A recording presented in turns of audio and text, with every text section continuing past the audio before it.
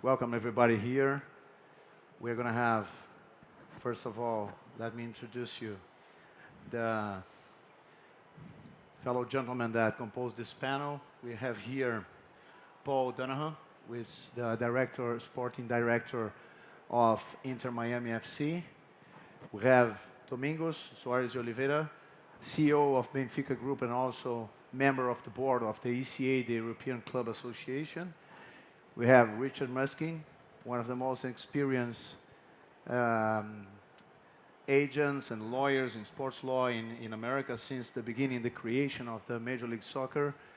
And we have also Esteve Calzada that we're going to bring us, first of all, in the beginning of this roundtable, where we want to discuss, we're going to target the issues, the challenges, and the interests of the entire world of football in America's football or soccer market. Before that, we're going to hear, so from Steve, I give you the floor to make this presentation, which is going to be the canvas for us to analyze all the issues that we are offering you. Good afternoon, everybody. And once again, thank you, Soccerex, for having us around. It's obviously been a great event. It's also an interesting challenge to present ahead of a lovely weekend in Miami. So we hope we will come up with something that you guys find interesting. What I intend to present today, I'm not sure how many of you are familiar with Soccerex football transfer review in collaboration with Soccerex. We've been doing it for the last 10 years. And over the last 5 years, we have this wonderful partnership with Soccerex, in which we do not just this report together, but also we do a under-21 report that normally goes on the summer with very good acceptance in the industry. Normally, what we do is football transfer review is about European industry, and we analyze the transfer activity twice a year, every time that the transfer window shuts, both summer and winter, and we focus on the 5 European leagues. So when David from Soccerex mentioned that we would have the opportunity to talk to the American audience, we thought it would be a great idea to come up with a short special edition based on the Americas.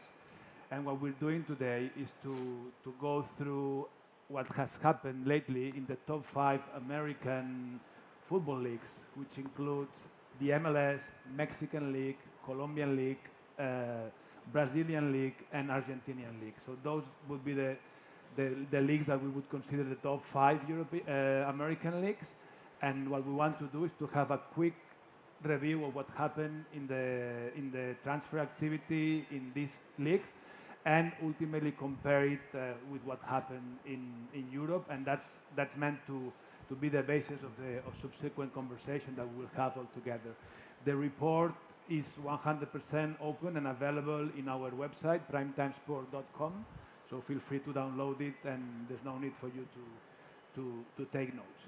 So just as a reminder, we focus on the activity that happens both in winter and summer transfer windows, and we only take into consideration fixed amounts of the transfers, regardless of other commissions or other third-party agreements that there could be in some of the deals. So let's have first an initial look to the size of the expenditure in each of these American leagues. This is actually a very interesting exercise. This is the first time we've done it, and interestingly enough, the Mexican league, where we keep on hearing that many of the owners complain that running a football club is a money-losing operation, but we still find that the Mexican league is the most prominent, the most active in terms of investment in new players, followed by the Argentinian league, the Brazilian league, and then the MLS and the Colombian league.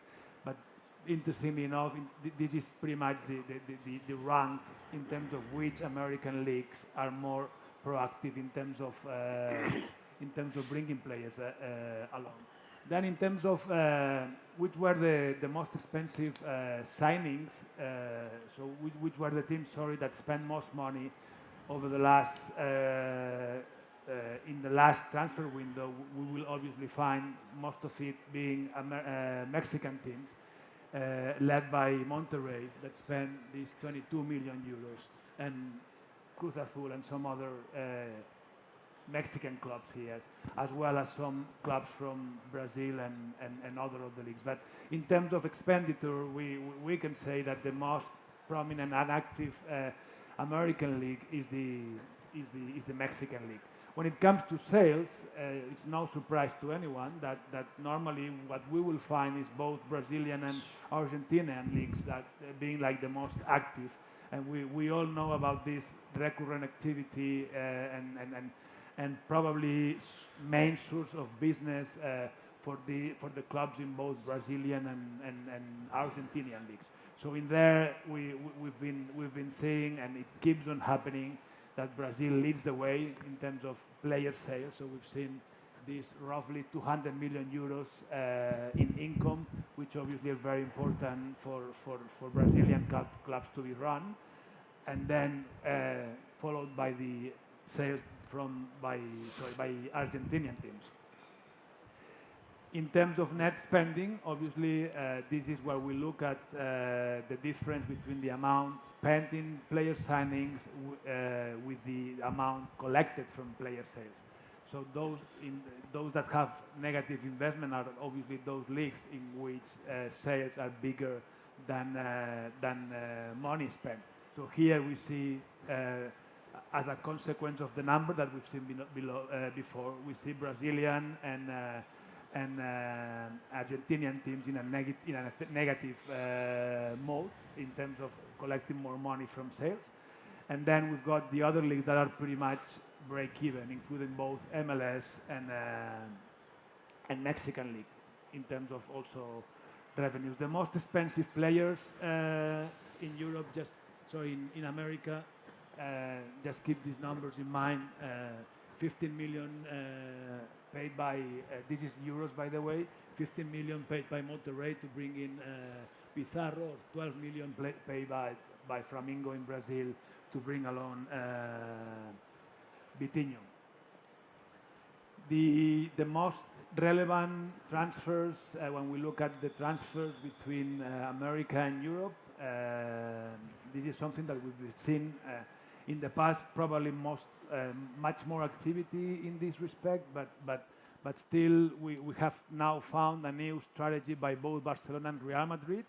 They both, not just these two teams, but any big team now, considering that it's very expensive to get a top player for your team.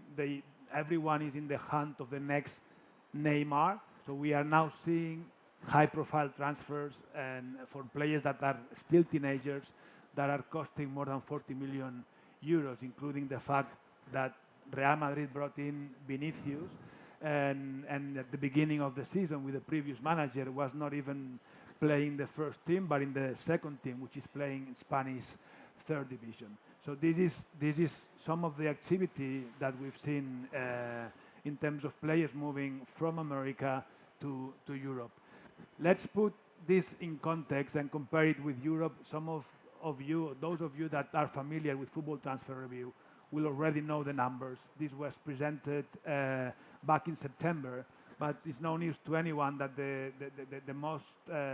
most powerful league is the Premier League, and it's spending in excess of 1 billion euros bringing in new players. This is a huge number, followed by the Italian Serie A, where we have started to see a recovery in the investment. So we've seen 3 years in a row in which Italian teams are investing more and more. Obviously here we have the impact of the transfer from Real Madrid to Juventus of Cristiano Ronaldo. But Premier League is clearly leading the way, and in total we're talking about an amount of in excess of 4 billion euros spent in transfers, as opposed to around 200 million spent in top 5 American leagues. The teams that spend most this summer, obviously led by Juventus because of having brought in Cristiano Ronaldo, but then we've seen a lot of interesting movements in Europe, especially seeing Liverpool reinvesting the money that had been collected from selling Coutinho to FC Barcelona and allowing them to spend a whopping 75 million euros to bring along a goalkeeper, right? Which means that at the end of the day, the most expensive, if we look at the top 10 most expensive players of the summer, we can see that there are 2 goalkeepers showing up in this ranking, which is something that didn't happen in the past. And not just goalkeepers, but even central defenders have become very expensive and very demanded by top European clubs. Another interesting development, I'm almost done so that we can pass on and have this open discussion, is the impact that the financial fair play application is having on the way the European clubs are managed. And in the past, and we were used to see when we look at those teams that are more active in terms of selling players, we would find teams like Sevilla, Benfica, obviously, Porto, Monaco, etc. Monaco is still there. Benfica is normally there in the top 10, top 15, and we can talk about this with Domingos later. But more importantly and more interestingly, we were not used to see Barcelona, Real Madrid, PSG in the ranks of top selling teams. And this is definitely a consequence of the financial fair play. When you want to invest in players, you also have to sell players. And that it doesn't matter if you are a bigger team or smaller team, but every top team also has to deliver on financial fair play. And as a consequence, we have started to see the top teams showing up in the top 10 or in the rankings as of those teams collecting most money from player sales. So just as a final, oops, I'm missing one slide here. Sorry.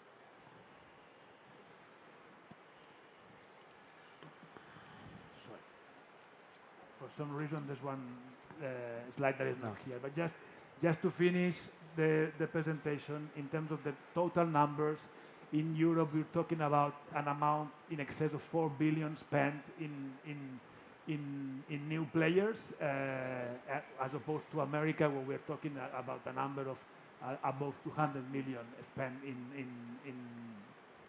in new players. Obviously, the difference is huge. And this is also something that we can discuss about. Obviously, America is catching up. We have a great Copa Libertadores final. We have very exciting MLS playoffs ahead in the coming weeks, and I'm sure we will see an interesting development in this growth as well. So this is all for me for now. So I'm just going to join the table and we can have a conversation. Thank you very much. Well, thank you, Steve. As I said, I think it's based on this explanation that is broader than just appreciate the American market, but also jump into a comparison with the European big leagues and also go to Argentina, Colombia, Mexico, and Brazil. Based on that, and I think we could begin from that, we just had the announcement, at least as the internet, and I think the figures are more or less like that, right? Richard, that Pity Martinez from River Plate has just been sold, and he's going to play in a Major League Soccer from January. Fortunately for us, they're from international. Allegedly, right? Allegedly, yes. It's in the press, at least. Pity Martinez is a great guy. He scored against Grêmio, which is my rival back in Brazil. 1 week ago, and that's why River Plate is in the finals with Boca Juniors, which is going to be an amazing match. But based on that, it was, according to the news, it was 15 million euros, or approximately $20 million deal, which means that the American market is also buying, not only investing in cheap or beginners, but also putting a lot of money on that. So can you give us, Richard, your first impression about the evolution of the market since you are dealing with it since its beginning of the Major League Soccer with an important role on that? Yeah, no, I think it's, first off, great presentation. Well done.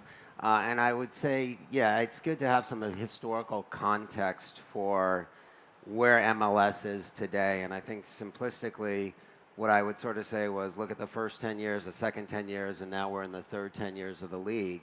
And in many respects, the league is evolving and transforming right before our eyes. And, consistent with the growth of the sport in this country, the transfer market has changed as well. When the league started, I'd say for the first decade, it was a growing league. It was beginning to find its feet, and they were never paying any money for players. They were looking for free players, and in all honesty, they weren't transferring too many players. I mean, for many years, the biggest transfer coming into MLS was actually Landon Donovan coming back from Bayer Leverkusen, and at that time, the league collectively spent approximately $3 million to buy Landon back, and I think this was in 2003 or somewhere in that vein.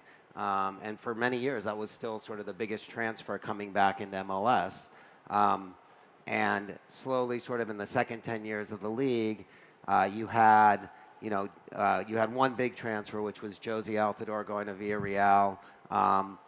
And you had maybe a few players who were coming in, and that was about a $10 million transfer. And you had, maybe a few players who were coming in for in and around $1 million, and a few players who were transferring out to places like Portugal and England and Holland and Belgium. But again, these were, for the most part, I would say, in the couple $1 million range max either way. And now over the last 5 years, you've seen a really big transformational shift. And I think it's a combination of, the growth of the sport, getting owners who are very invested, and we'll talk a little bit later about, how you build a team in this league, and Paul's going to have some good comments on that, and, how this league really is, some owners are really taking a big step, like Atlanta United, to invest heavily in player transfers, both in and out, and, there are mechanisms in place that you're going to see a differentiation in terms of how teams look to build their rosters, what sort of resources that they're going to commit to it. But going back, say, about 5 years ago, you had the first wave of sort of significant transfers in, which were guys like Dempsey and Bradley and Jermaine Defoe, where you're talking about $5 million plus. And those were more established players to help grow and build the league. And now what you're having in the last couple of years is teams saying, you know what, we will spend $10+ million on an Almiron, a Barco, but we're doing it with the idea of buying them, having them develop here, play a couple years, and then sell them for, hopefully multiples of what you paid for. And that's a paradigm shift and a new model, but that will also bring credibility to the league. If Almiron gets sold at the end of the year and goes over to Europe and does well, that will benefit MLS. That will give MLS more credibility because, one, they could say they developed the player, and two, if teams now are spending $25-30 million to buy a player from MLS and they do well over there, that will then have, transformative effects down the road. And I think you agree that possibly, allegedly, Pity Martinez is coming because allegedly Almiron might go somewhere. So you buy and you sell it. Paul, your thoughts about the evolution and particularly how much and the significance of the increase in the value also of the franchises, which we know that is, even if you can give us we were speaking about that in comparison to an American investor like the Glazers in the past and so on, it's cheaper. What's the approach to have a club here or to have another club abroad to use as a bridge, as a channel to sell players in Europe particularly? I don't know, how do you see that? Well, I think it's important, and I'm going to speak because I just came from Atlanta and we kind of did this whole buying process. We went into it thinking traditionally teams were going in and they were buying $5-6 million a year players because they needed the marketing. In Atlanta, we didn't think we needed that. And when you looked at it amortized out over 5 years, you're saying $25 million. So the budget we had for Almiron was $25 million. So we went down and we paid, $10 million for him. We paid $5.5 million for Joseph Martinez. They came in and did really well, and we knew that the resale value would be there for Almiron. So what we did then was we went and we saw the value to go get a kid like Barco. And Barco's transfer was $18 million. Still $26 million amortized. So the important part is when you don't need it for marketing, you can get good players in that you can develop and then you can sell, very much like the better clubs in the world, right? But you have to have resourced owners. And I think the league has done a really good job of bringing in owners that have the money. And you see New York City FC, LA, Atlanta, Miami. Toronto. Toronto's been in, but these guys went in and bought young. Horta to LAFC was on that trend. Medina to New York City. So that trend is going that way, that owners are ambitious, they understand the risk, and they're prepared to put up money for the long term. I think when you start to look at why owners are coming to the MLS has done a really good job of driving value, keeping things in check. Whereas if you wanted to go buy an NFL franchise, it's $3 billion. Atlanta came in, they bought the franchise for 70. It just came out in Forbes, was valued in 2 years at $350 million. It's a great investment for good owners. Yeah. Let me shift a little bit and give the floor to Domingos. We know that Benfica is a traditional institution in forming young players, and is also breaking records all over the years in regards to figures involved in transfers.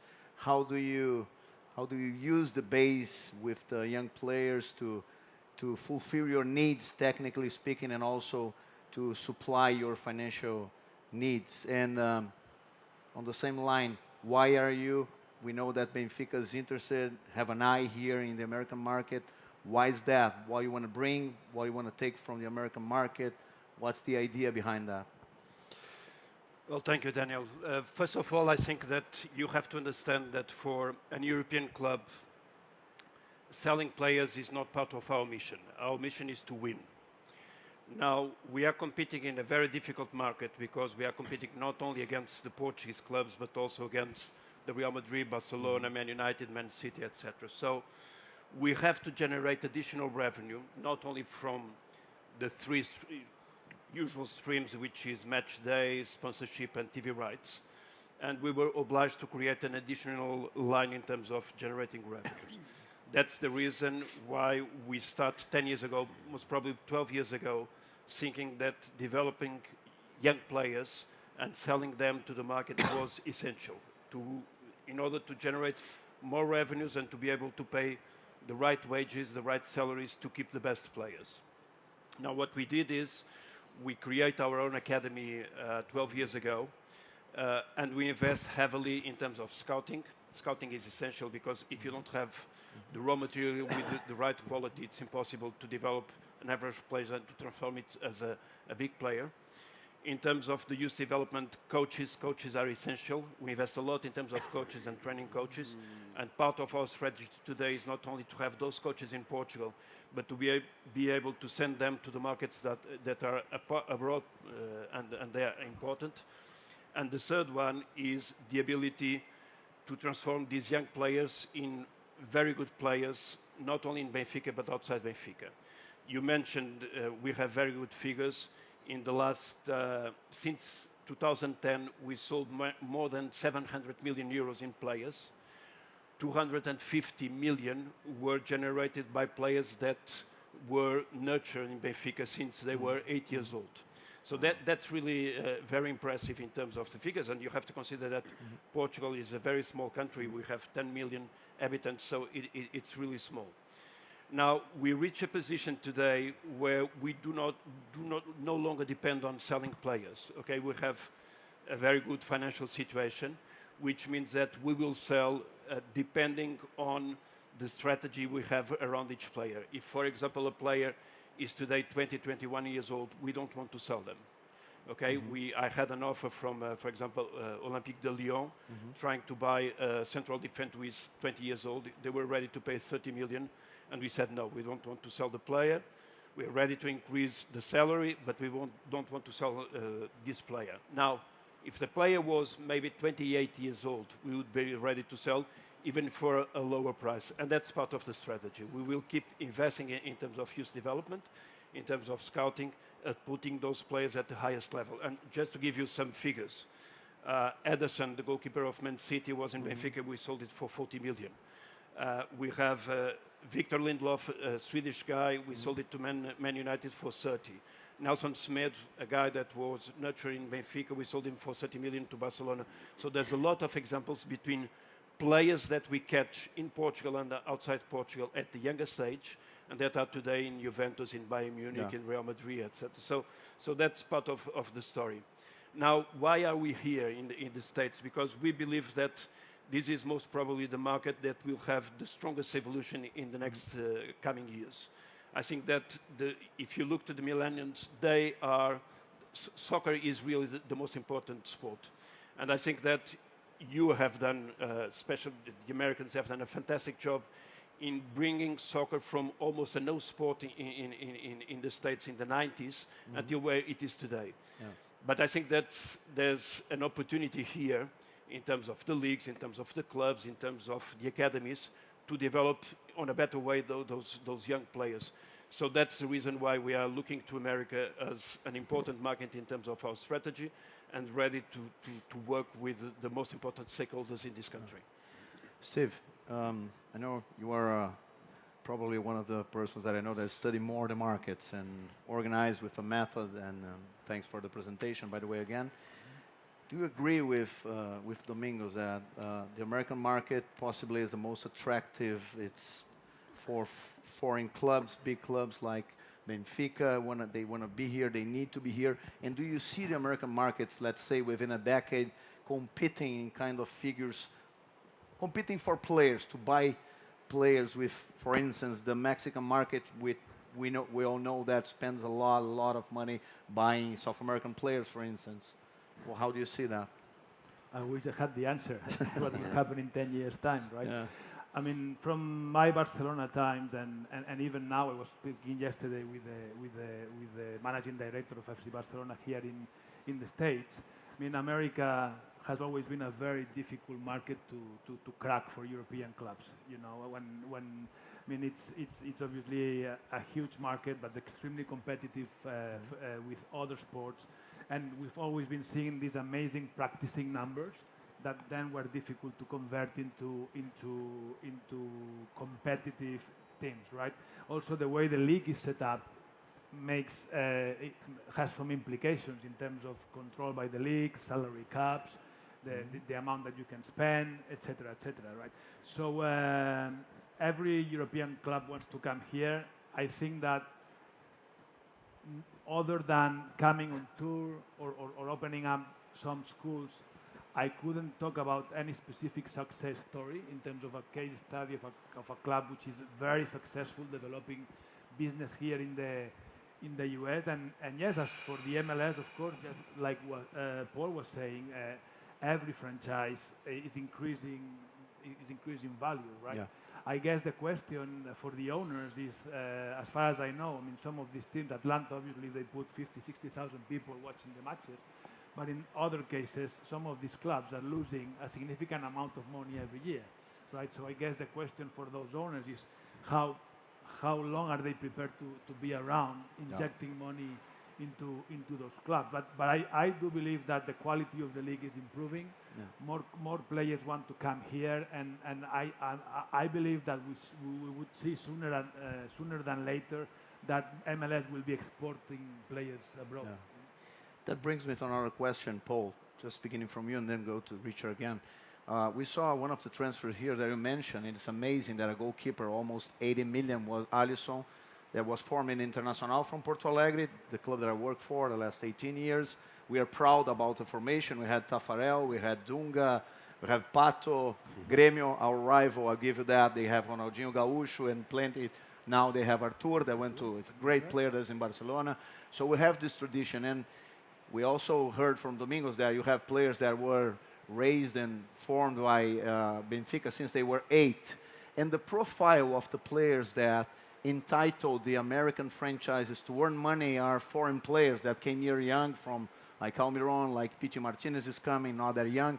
But how long do you think you can see like really talented players that could compete in a big league that are really formed, were born in US, and like a new generation, like I know it's a different culture.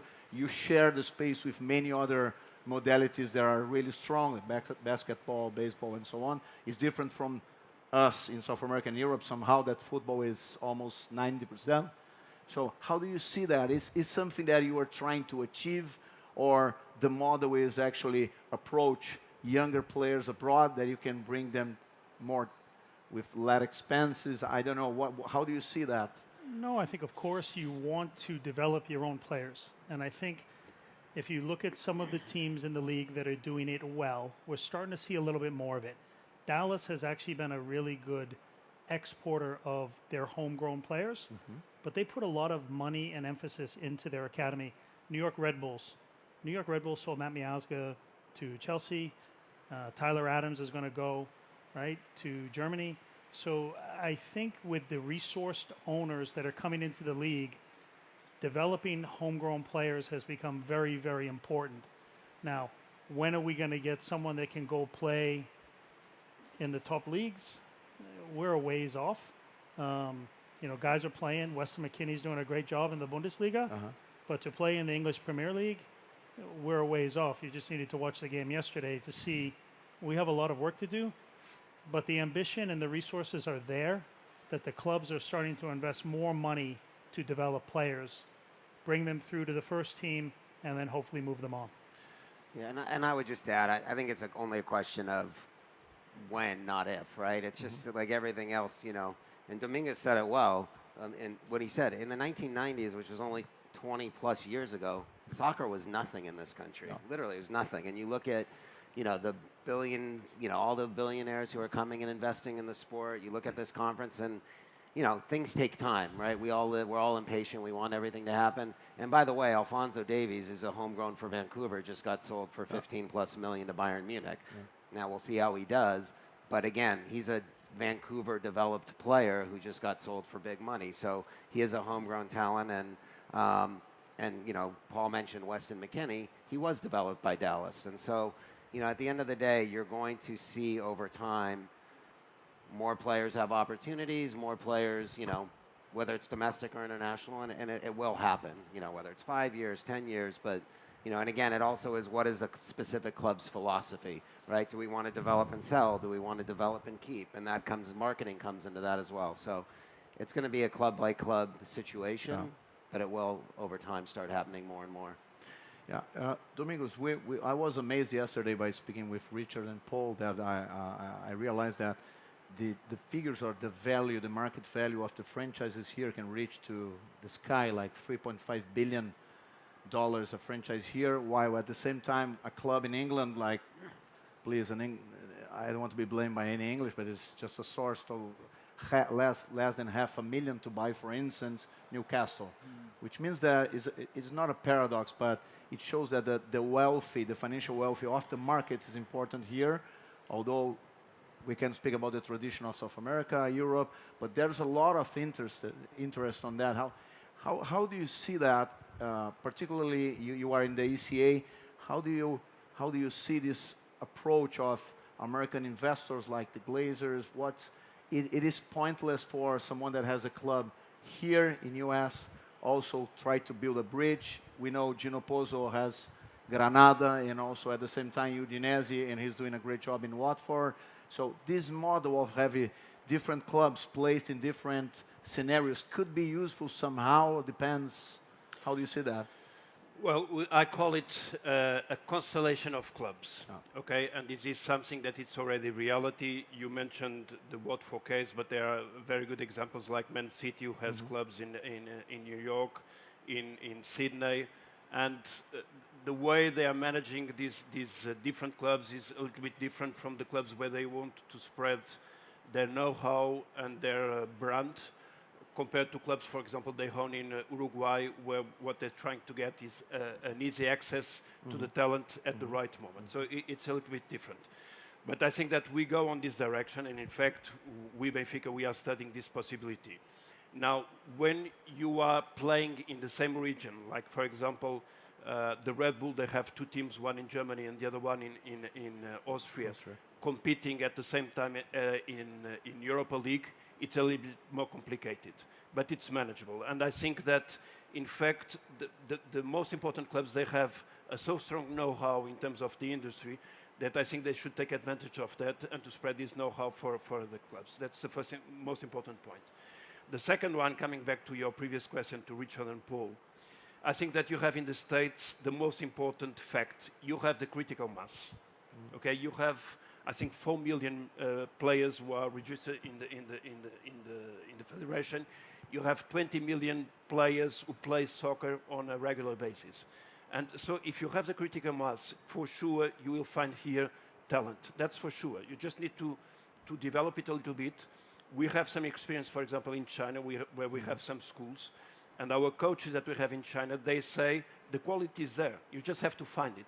And you couldn't think about a single Chinese player who could succeed in Europe, but it's coming. Yeah. So I think that the opportunity is here. I think that the figures for the franchise are, for an European perspective, it's a little bit complicated to understand, because I see the prices for clubs like Chelsea that are a little bit in the press. I will not comment on that. But Chelsea, compared to some clubs here in America, it's a little bit difficult to understand why they have the same price. Yeah. Now, if the investors are investing, it's because they want some return. Yeah. And in UK, it's a little bit different. Some of the investors, they're trying to get recognition more than to make a normal investment with a return on the investment. Yeah. Steve, any thoughts on that? Taking advantage of your former position in Barcelona to as a big club.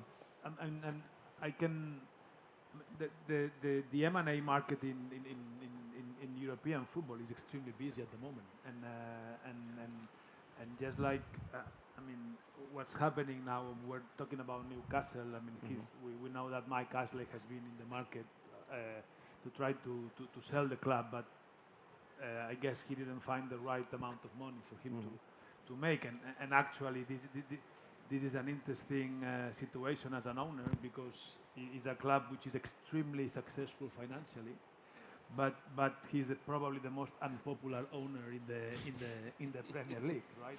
And fans don't care about a profitable club, but obviously they want a club that is successful on the pitch. What we're seeing now is the fact that because of the prices of the English clubs being basically rocketing, we have started to see in Spain a lot of overseas investors that come in light of improved TV rights deals, financial control by the league, in a way that now La Liga has become an extremely regulated market. Yeah. And as a result of that, we've seen Ronaldo buying Valladolid as a recent example, and there's a lot of movement in there, in light of the clubs being more profitable. So I guess this is something that we will continue to see. Even one of the shareholders of Soccerex has invested in a French club. It's something that it's happening more and more, and just like any other industry, we'll see that money will come into the system, and not necessarily only for recognition. Now you can see investors that think like, I can make money out of this investment, not just because I want to be in the media or because I want to do parallel business, but just because the value of these clubs are increasing, and maybe I buy for a specific amount now, and I can sell it in 3 years' time for twice the value. Yeah. Well, let's make it more controversial a little bit, shall we? The thing is, it's clear that we're speaking about transfers, we are speaking about increasing of the figures of selling and buying in the American market, which means that clearly the growth of the market is related to an interaction with the entire world. Let's say I think that also the American football, the American soccer it's making it more accessible, and it's trying to open the window and go to more regular practice that we have abroad, to compete with our prices, or to approach clubs, to approach young players in South America and Africa, try to build scouting and so on. So, being this said, what amazed me is that when I think first time I faced this problem was we were dealing with a problem with a Brazilian player, And we were analyzing the possibility for him to terminate the contract with Just Cause. He simply didn't want to accept the unilateral option that is an ordinary method here applied in US and is not accepted by FIFA. We also know that I haven't seen in the last 18 years working before as a litigator in FIFA and the Court of Arbitration for Sports, I haven't seen a single award telling an American club to pay training compensation, which all of us, Benfica, Internacional, Grêmio, Barcelona, all of us are used to pay and to collect. So how, beginning from you, there are locals here, Paul and Richard, how do you see that coming? Because when I analyzed the possibility of that case that I've just mentioned, it was the standard contract of Major League Soccer was shocking to me. Because in Brazil, we also think that some FIFA rules, particularly the ones that establish the transfer windows, are very harmful for the Brazilian football. Very harmful, but let's go to that. So we also have things that we don't agree with FIFA rules, but we abide by them. So I was shocked when I saw the standard contract that was exposed in the website of Major League Soccer saying, Article X of FIFA rules doesn't apply. Article Y of FIFA rule doesn't apply. So how do you feel that it will be accommodated? Do you think in the end, the American clubs, players, and institutions in general will have to adopt and to comply with these rules, or how do you see that coming? Because I cannot see how you can be a real player within a worldwide if we have, on the other side, so strict rules that are applying particularly in Europe with financial fair play. So it's another level of requirement to follow every and all FIFA rules, especially concerning the ones that are on the financial nature. Next question. No, come on. Hey, we don't have time to get into most of this stuff, but what I'll say is a couple. I mean, you're a lawyer, I'm a lawyer, there's plenty of lawyers in here, and so I'm not a lawyer. the very short answer to a very long and complicated question is the professional sports leagues in America are structured differently than they are everywhere else in the world. So, you know, traditionally, historically, everywhere else in the world, you had promotion relegation, you had a system that was created that had teams going up, teams going down. There were member clubs, there are clubs that were owned by villages and towns, and you know, and still to this day, a lot of European clubs don't have owners like we do here. It's really their memberships. And so, whereas here in America, you know, as a starting point, but, you know, the leagues that are structured as, you know, there is a top league. We don't have promotion relegation. Taking it to today, if you're asking an MLS owner to come in and spend $400 to $500 million for an expansion fee in building a stadium, you know, this notion that a year from now they could get relegated to a lower division, you're not going to have too many people stepping up who are going to put in that kind of capital to find out that, you know, within 1 or 2 years' time their investment's worth, you know, 1/100th of that amount. So it's not the way we're structured. So it's sort of a historical structural issue. And then in addition, as lawyers, you know, there's U.S. law, right? And so the way, you know, there are certain things, whether it's labor law, whether it's employment law, whether it's, you know, the U.S. law will still trump in, you know, FIFA regulations. And so, you know, what happens as a result of all this is there is this, you know, coexistence that FIFA allows the U.S. structure, the U.S. league to operate with some differences because, listen, ultimately, as a result of the way the league was structured, as a result of the growth, soccer's growing in America, which helps the global game in many different ways. And so, you know, listen, short term, you're not going to have promotion relegation here. Short term, some of the things will get more and more in line with FIFA rules and regulations. Because, listen, I think ultimately, the more consistency there is, the better it is for everybody. Mm-hmm. But there are certain things that, that's the way that this was created, and it's not really going to change in the short term. Got to put my league hat on. No, I think the best message to come out of it, for the first 20 years of MLS, nobody cared. Yeah. The league is evolving, and we're aware that we need to evolve as the league grows. So these are challenges that come to us as we grow and evolve. And the fact that we have these issues, they're good problems for us to have. Yeah. But they're things that have never happened for the first 25 years of the league. So we need to evolve. Yeah. But we're getting better, which is good. And, and with challenges, there's opportunities as well, right? So you For touched lawyers? on it. No, for everybody, right? So you talk about training comp and solidarity payments, which is a complicated issue. For the first 20 plus years, the league didn't care. But now as you're developing players and they're going overseas, you want to participate in that.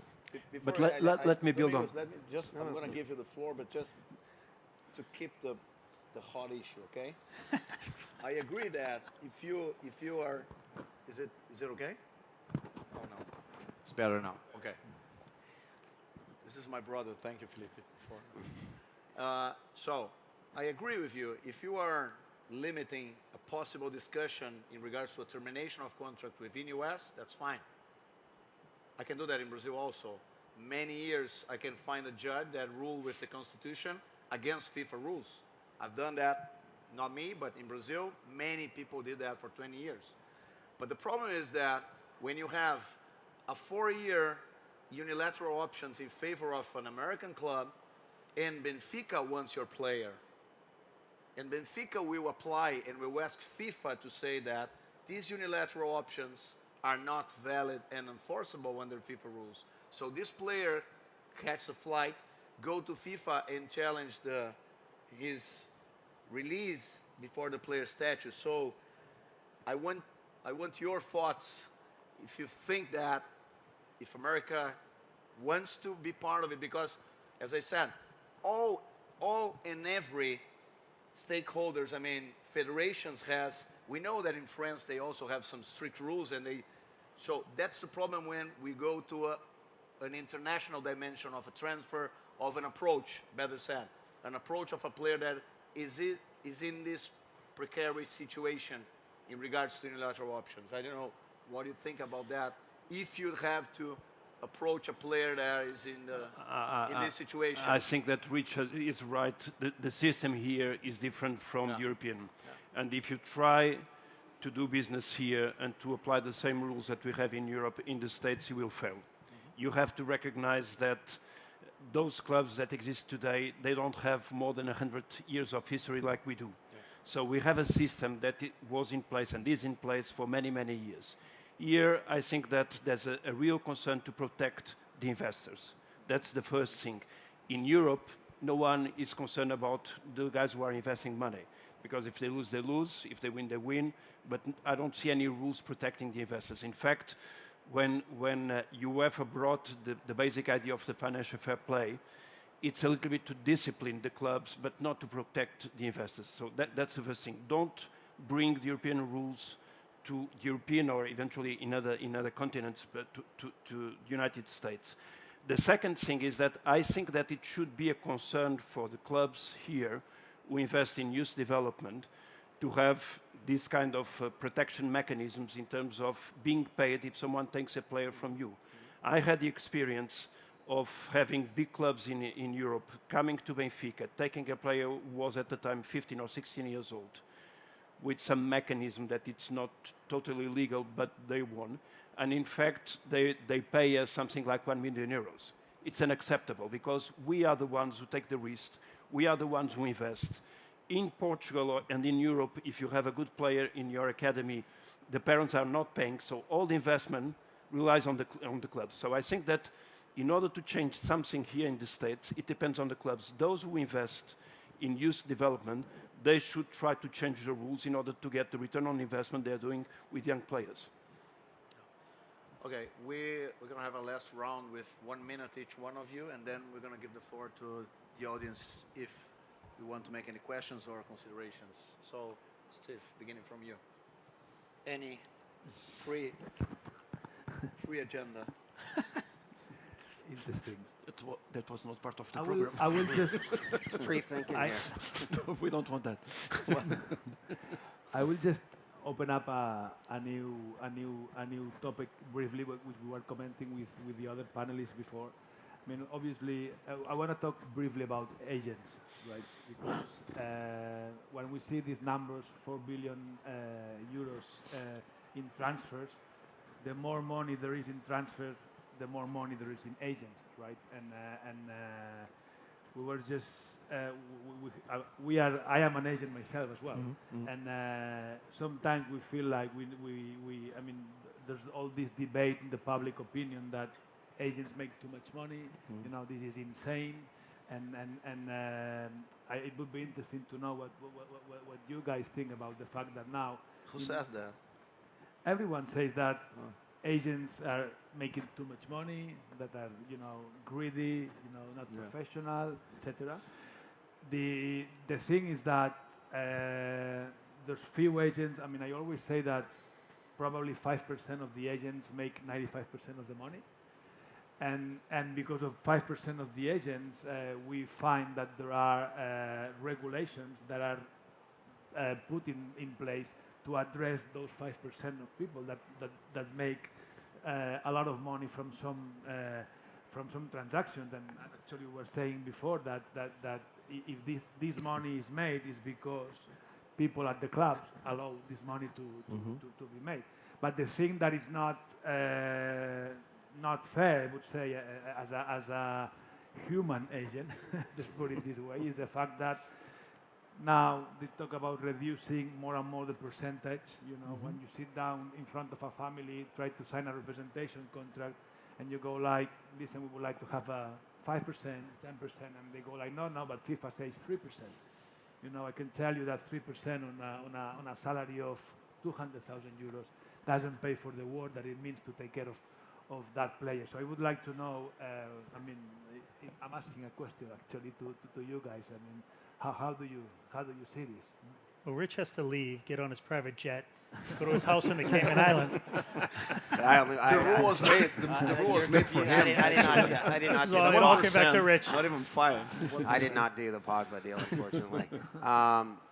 Two comments. One is, I don't mind regulation as long as all the stakeholders are being regulated. I think what happens, though, is that if all you do is, quote, pick on the agents, all you're doing is reinforcing this, false and negative perception that agents are the bad actors. When the truth is, look, in any business and in anything in life, I think the vast majority of people are good, but yeah, you have bad actors, and whether it's, at the league level, the club level, the players, et cetera. So for me, if you're going to regulate everybody so that there's consistency, and, I'm fine with that as a professional, because I do want business to be professionalized. So that's what I would say to that.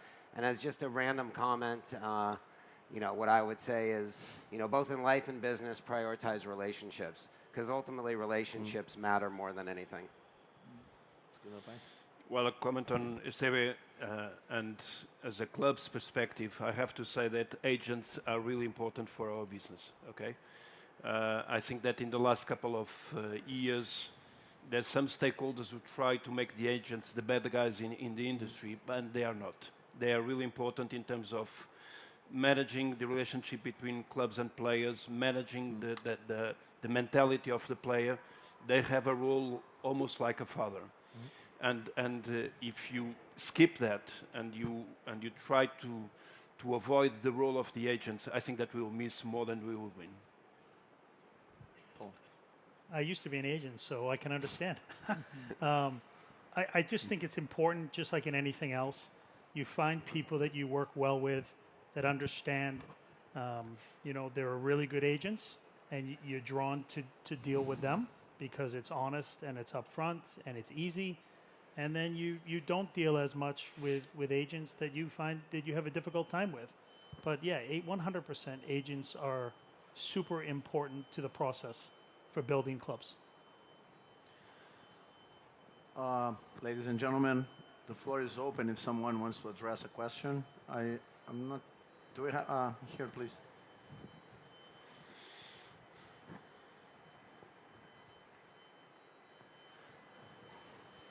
Hello, everyone. I work for Flamengo in Brazil, and my question is to Domingos because, as you said, Benfica as a club that is more and more becoming a former club, we have similar problems in Brazil in terms of the player. Many times, he wants to go away. He dreams about playing in another club, European club, and even though Benfica is a giant club, there are clubs that are able to pay more money for them. So how do you treat that situation? And it, of course, makes your decision on when to sell the player. It impacts your decision. How do you treat that as well? Because in some cases, you simply, as far as I can understand, you cannot avoid it. Well, there are two reasons why the players want to leave a club like Benfica, and eventually Flamengo would be the same. One is related with wages, with salaries. Okay, they want more money, and that's acceptable. I think that's normal, that's human, I would say.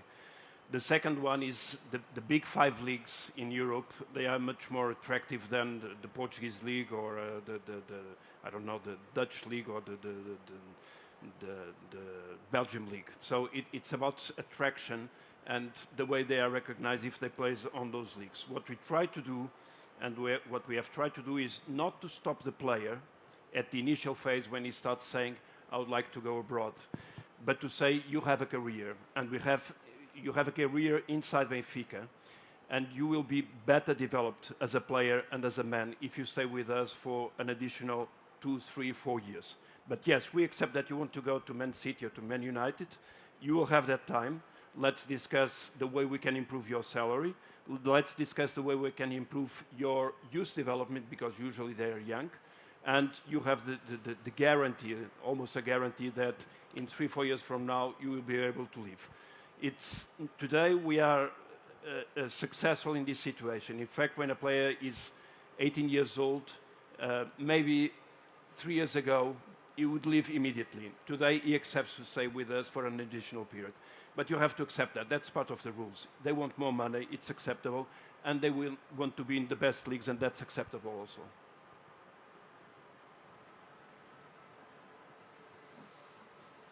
Hello, my question is also for, you were mentioning revenue streams before, you mentioned match day, you mentioned TV rights, you mentioned transfers. I was wondering, at a historic club in Europe like Benfica that's not Real Madrid or Barcelona, what role does merchandising play? Is it more complementary, or is it a major income stream? It's more complementary, and I think that today, I would say TV revenues are the most important stream for the majority of the clubs.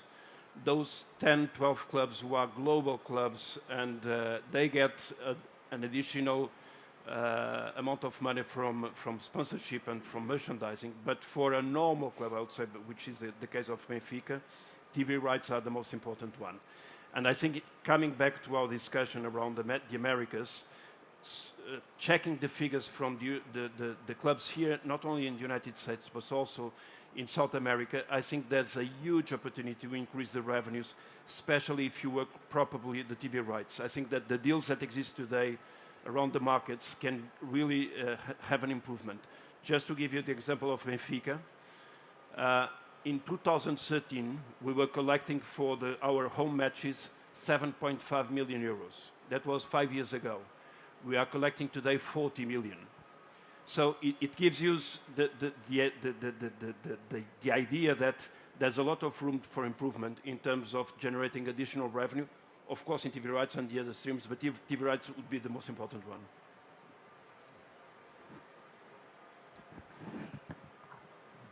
Thank you very much. Hola, Daniel. Congratulations for the moderation, and congratulations for selecting these topics, which I think are truly the heart of what football stands for. And I've been enjoying all the opinions and controversies that you have approached.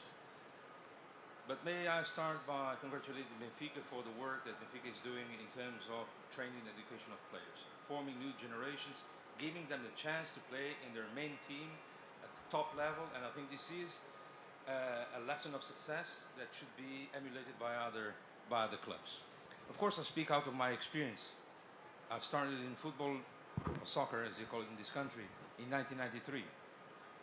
I know what is to run a club, I know what is to run a league, I know what is to run an international organization. And I think the topics that you have discussed are truly significant and decisive. Not only to give us an idea about how much sport represents in terms of global appeal and revenue generation, but also the challenge that we have ahead of us. Agents, referred a while ago. 4 years ago, FIFA had the opportunity to make a real serious holistic reform in terms of agents and the access of the activity to the activity which is private in nature but serves the mission of public interest. And I could not disagree more with those who want a free-for-all approach for agents.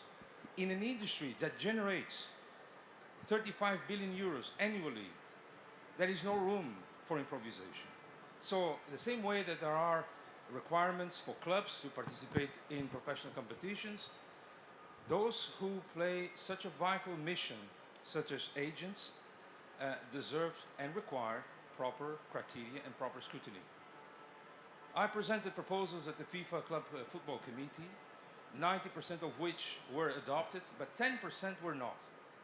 And those 10% were the most crucial ones. I'll give you an example. A global clearinghouse for all international and domestic transfers. How do you know where's the money coming from and where's the money going to? You referred also to club ownership. Same example applies. Take my country, where you have foreign investment coming from Argentina, Brazil, Russia, you name it. Who are the ultimate beneficial owners of the clubs or the commercial societies? We know in some cases, but those are truly exceptions. So an industry which is cutting edge, which generates billions of euros and dollars every year, who wants public trust, needs to govern themselves not with criterion standards of the 19th century, but with the 21st century. I have the greatest respect for those who are in leadership positions, but the challenge is there and it's not easy and must be addressed. My friend Johnny was elected a few years ago with a mission to reform global football. I think the situation is now to have an independent global clearinghouse for all financial transactions, including players' transfers and club ownership investment, so that you know who is behind the investments, not an opaque offshore-based entity, but true people that love and have passion for the sport that gives them so much benefit.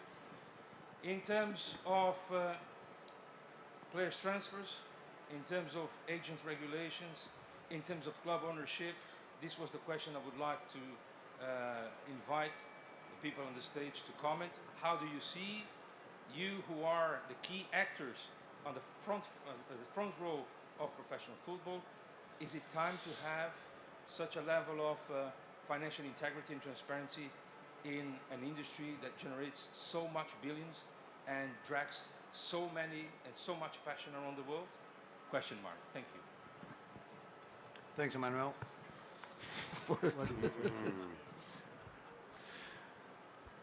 You want me to start? Yeah, go ahead, Daniel.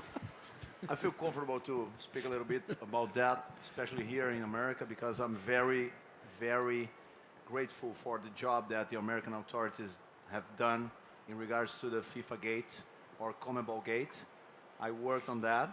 I'm partial because I was working as a lawyer that represented some Uruguayan clubs that somehow began a huge fight against Julio Grondona and Eugenio Figueiredo, the president and vice president of CONMEBOL by that time. And I think that not only the clubs, but also the governing bodies has to apply in a very straight ways the rules of compliance. It's not possible, and maybe here in US it's going to be easier because you have a high standard of compliance that comes from the corporative world. We don't have that in our old institutions in football in general, and you know that, Emmanuel. So I think we have to import, and football, as I said once before, I think that the money involved proves that the football in general is an adult, but is not but is immature because cannot take care of itself. And the proof of that was the lots of prisons that we had. So we went to the bottle. We saw that the governing bodies were not prepared, and the level of impunity that came from the wrong notion of football family was amazing. Just to mention one thing, we are not speaking about laundering money or using the banking channels in a small island, I don't know where. people of CONMEBOL that did that, they came to America to do that here. So the lack of sophistication of that is strictly linked to the entirely inexistence of compliance of the rules.